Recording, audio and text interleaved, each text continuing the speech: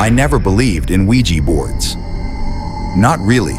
To me, they were nothing more than toys. Cardboard, plastic, sold in the same aisle as Monopoly. But that changed the moment I stepped into Salem, Massachusetts. There's something about Salem. The air feels heavy, as though centuries of screams and prayers still hang in the streets. Tourists fill the town every October, laughing and drinking, taking pictures with costumed guides. But when the crowds leave, Salem changes.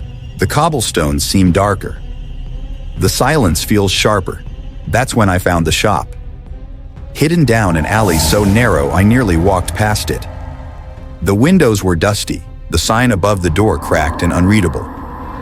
Inside smelled of old wood and melted wax, and the shelves were covered with jars of herbs, strange dolls, and thick books that looked centuries old. And then I saw it, the Ouija board. This wasn't the glossy game version. It was hand-carved, its surface scorched at the edges. The letters weren't painted. They were gouged deep, as though carved in anger, and the planchette wasn't plastic. It was made of bone, smooth and yellowed, with a hole worn through the center. I asked the shopkeeper where it came from. She didn't answer. I lit a candle. The flame sputtered and leaned as though the air itself was breathing. I rested my fingers on the bone planchette and asked, "Is anyone here with me?" At first, nothing. I felt the weight of silence pressing against my ears. And then, suddenly, the planchette jerked, snapping hard across the wood until it rested on yes. I froze. My skin prickled. I forced a laugh and asked, "Who are you?" The planchette began to scrape, slowly, deliberately. K-A-T-E. My breath caught in my throat. Kate Morgan. I knew that name. I had read about her. A woman found dead in the late 1800s. Some called it suicide, others murder. Her death remains unsolved. They say her ghost still lingers, searching. My voice shook when I asked, "What do you want?" The planchette dragged across the board. S-T-A. I lifted my hands, trembling. But before I could move, the planchette moved again, on its own, my fingers inches above it. D-O-N-T-L-E-A-V-E. The candle blew out. Darkness swallowed the room, and then her voice. A whisper so close it brushed against my ear. "You called me, now you can't send me away." The hairs on my neck stood straight. I scrambled for the light. When the room lit up, the board was gone. Only the bone planchette sat in the center of the table. I didn't sleep that night. The next evening, I tried to distract myself with the town's museums and tours. But when I returned to my room, my heart stopped. The Ouija board was sitting neatly on the bed.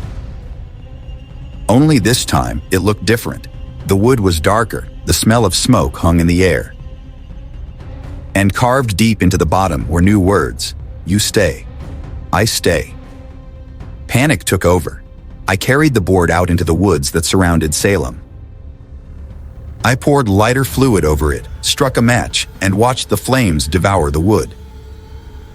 The fire roared high, cracking and popping until there was nothing left but ash. I stayed until I was sure it was gone. That night, when I stepped into my room, my stomach lurched. The board was back on the table, whole, untouched.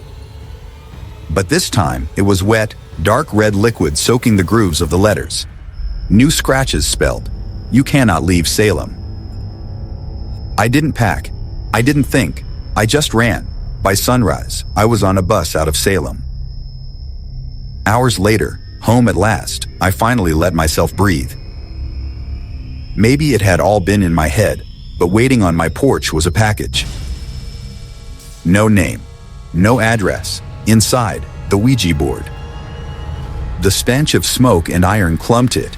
On the back, carved deep, "You belong to me." I haven't touched it since, but it doesn't matter. Every night at 3:15, the knocking begins. 3 sharp raps. 3 sharp raps, then whispers, circling my bed just before dawn. Sometimes I wake to the planchette moving on its own, spelling words I won't read.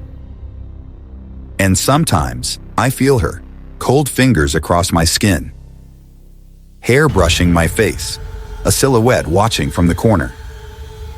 The board doesn't just want my attention, and I know she will never let me go.